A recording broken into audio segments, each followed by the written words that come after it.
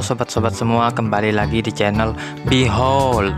Kali ini saya akan merangkum alur cerita film Invisible. Dirilis pada tahun 2021.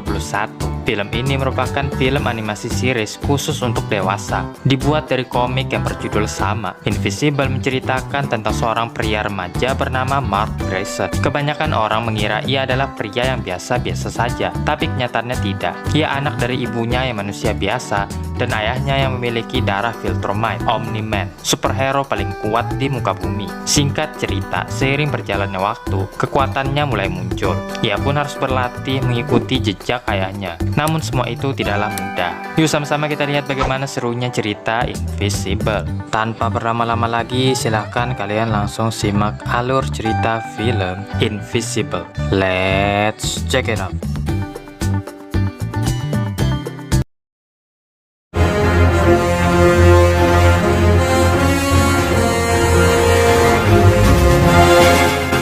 Di sebuah White House, dua orang petugas sedang mengobrol sambil menjaga tempat itu. Tiba-tiba tanah bergetar dan terbelah. Keluarlah dua makhluk yang disebut sebagai The Mauler Twin. Keduanya berdebat tentang siapa yang asli di antara mereka. Peluru menghujani mereka berdua, tetapi tidak sedikit pun melukai mereka. Namun ketika ditembakkan di matanya oleh petugas, peluru itu berhasil melukai mata Mauler Twin. Sebelum ia berhasil membunuh petugas, kelompok superhero tiba di tempat. Mereka disebut sebagai Guardian of the Globe. Kelompok itu terdiri dari The Immortal, Red Rose, War Woman, Green Ghost, Martian Man, Aquarus, dan Darkwing. Para superhero sibuk mengevakuasi orang-orang sambil terus menghadapi Mauler Twin. Mauler Twin melemparkan tank ketika Darkwing sedang menyelamatkan seorang wanita. Ia terjebak di bawah tank itu. Ia lalu diselamatkan oleh Omni-Man. Setelah semua orang berhasil dievakuasi, mereka lebih leluasa melawan The Mauler Twin.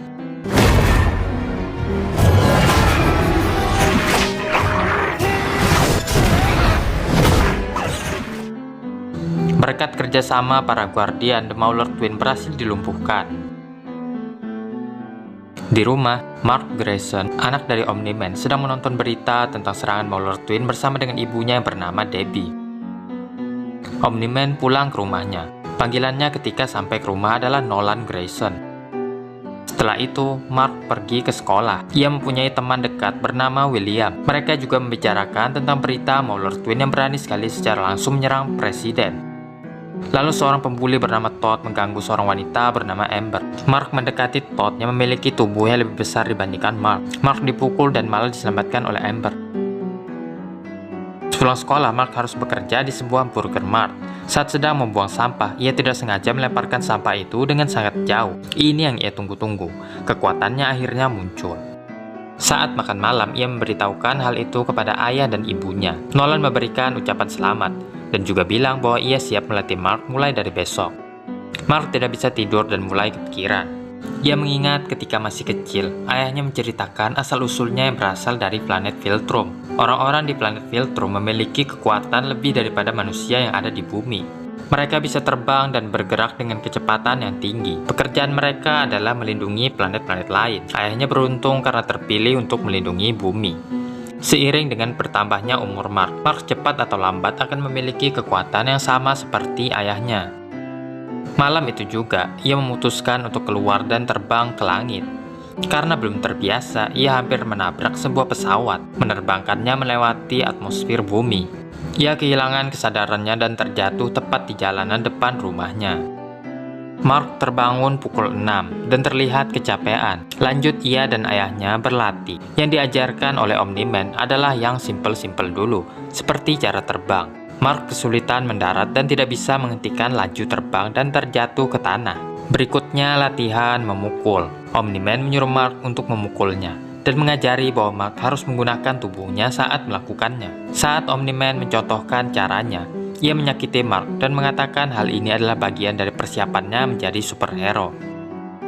Keesokan harinya, William mengkhawatirkan keadaan Mark. Todd mendekati Mark dan kembali membulinya. Mark kali ini meminta Todd untuk memukulnya sekeras mungkin dan kembali memintanya untuk memukulnya ketika pukulan itu tidak menyakitinya. Merasa usahanya gagal, Todd pun pergi meninggalkan Mark. Mark terbang ke penjuru kota dengan memakai kostumnya sendiri. Ia mendengar suara tembakan. 3 penjahat sedang melarikan diri sehabis perampok bank. Salah satunya bernama Titan. Mark berhasil menghentikan penjahat itu.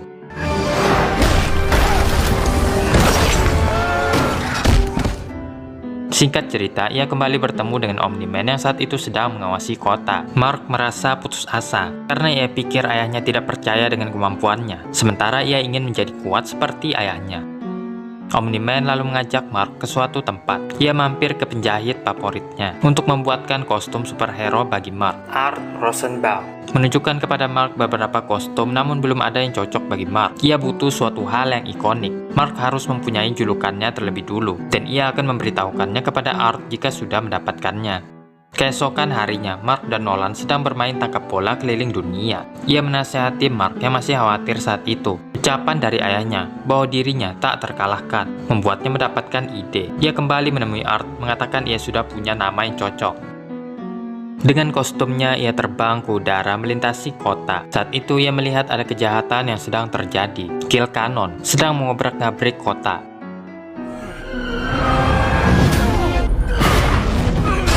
Mark tiba dan meninju Kill Cannon melintasi kota sampai akhirnya Kill Cannon tak sanggup bergerak. Ia memperkenalkan dirinya adalah Invisible.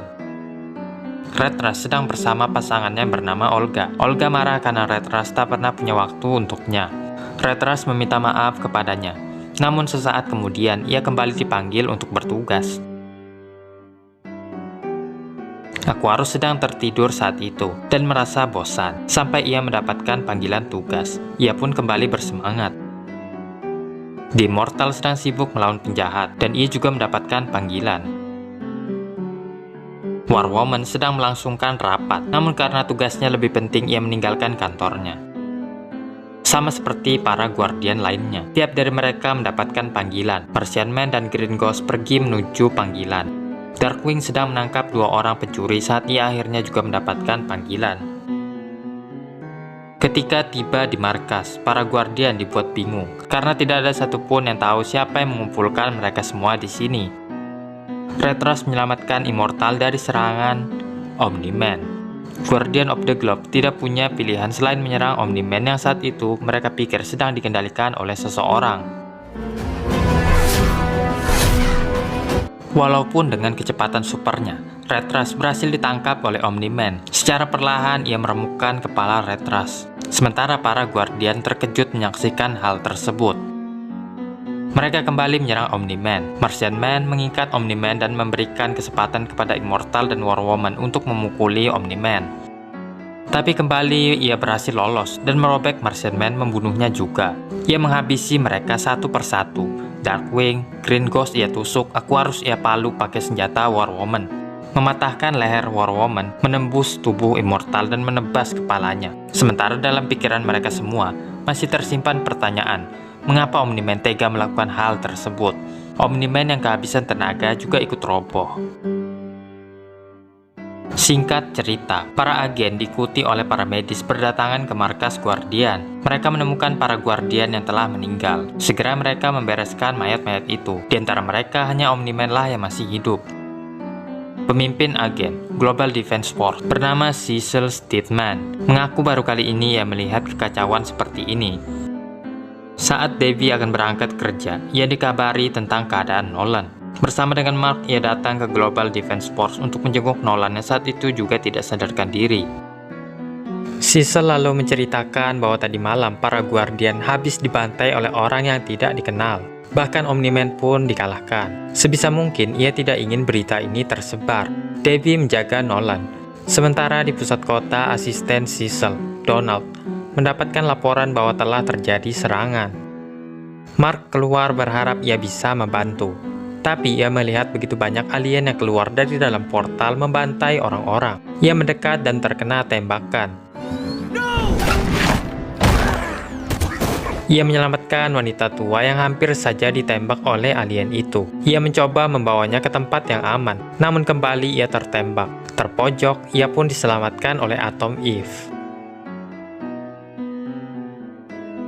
Seketika muncul superhero lainnya yang terdiri dari robot, Duplicate, dan Rexplode. Robot memimpin pasukannya agar bisa menyerang para alien dengan efektif.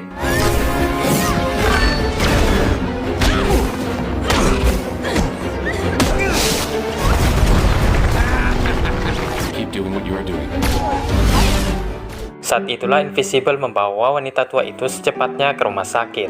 Namun mereka juga kewalahan, karena alien itu terus-menerus bermunculan dari dalam portal.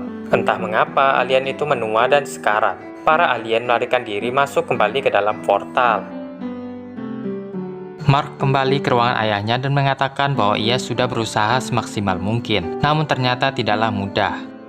Besoknya, Mark di sekolah merasa sangat sedih dan menceritakan hal itu kepada William. Ia menyadari Eve Wilkin, yang satu sekolah dengannya adalah Atom Eve, dan mengajaknya berbicara. Ia berterima kasih karena telah menyelamatkan nyawanya saat itu. Sesudah mengobrol, ia mengajak Mark untuk menemui Tintin sepulang sekolah. Cecil turun ke lokasi penyerangan di kota dan mendapatkan informasi bahwa alien yang menyerang mereka bernama The Fluxan. Setelah mengecek tank The Fluxan, robot menyimpulkan bahwa waktu berjalan lebih cepat di tempat mereka. Itulah mengapa mereka lebih cepat menua. Setelah itu, Cecil pergi lagi ke markas Guardian. Donald melaporkan bahwa kamera dan sistem keamanan telah dimatikan oleh sang pelaku. Damien Darkblood, Demon Detective, muncul untuk menyelidiki TKP. Cecil meminta kepada Damien untuk menyampaikan segala hal yang ia tahu. Sepulang sekolah, Mark sempat berbincang dengan Amber. Lalu ia pergi lagi dengan Eve menuju markas Tintin. Sesampainya di sana, ia disambut oleh Tintin. Rex yang merupakan pacar dari Eve tidak begitu suka dengan Invisible. Robot memberitahukan kelemahan The Fluxan dan meminta bantuan Invisible ketika alien itu kembali untuk menyerang bumi. Mark kembali menjenguk ayahnya dan menceritakan bahwa ia baru saja bertemu dengan kelompok superhero yang cukup keren juga. Besoknya The Fluxan kembali menyerang bumi. Tintin bersama dengan Invisible menyerang The Fluxan. The Fluxan menggunakan teknologi yang lebih maju dibandingkan sebelumnya, dan bahkan dapat bertahan lebih lama di bumi.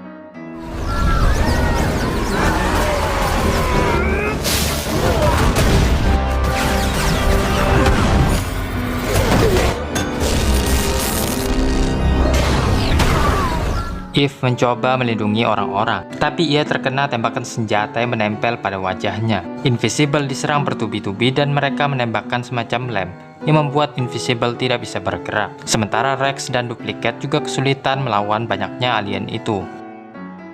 Ketika pemimpin Fluxan ingin membunuh Eve, Invisible berontak melepaskan diri. Ia menghajar pemimpin Fluxan dan hampir kelupaan dengan Eve yang saat itu hampir kehabisan nafas. Gelang yang dipakai oleh pemimpin Fluxan rusak. Itulah yang membuat mereka mampu bertahan di bumi, sehingga robot memerintahkan untuk menghancurkan gelang itu. Berkat gelombang dari robot, semua gelang itu hancur.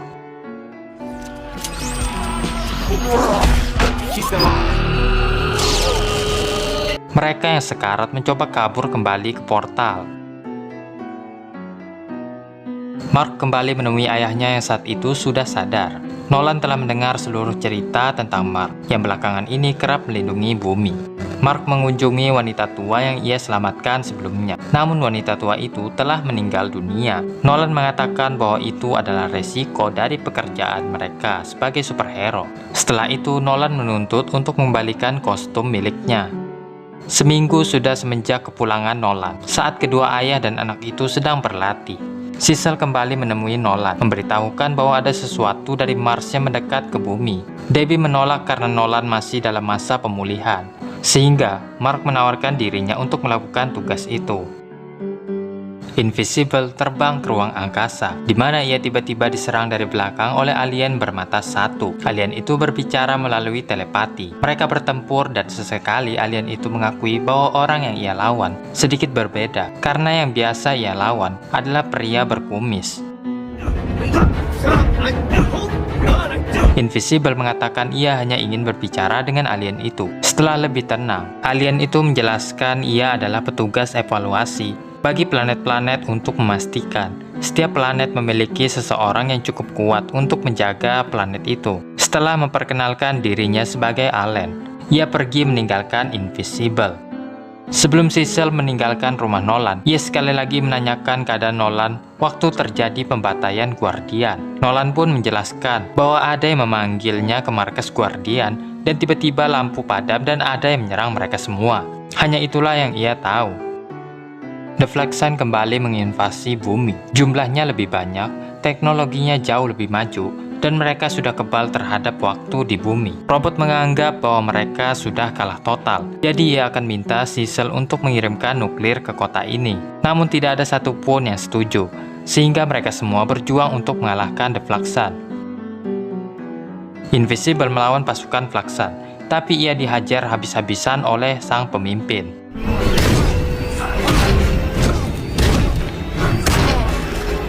Sesaat kemudian, Omni-Man tiba untuk menyelamatkan kota.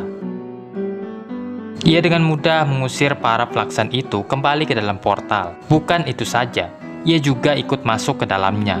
Tintin terkejut saat mengetahui bahwa Omni-Man adalah ayah dari Invisible. Omni-Man mengancam bahwa The Flaxan tidak berhak untuk menaklukkan bumi. Ia pun menghancurkan seluruh isi planet seorang diri, solo kill. Ia menghabiskan waktu yang begitu lama di sana.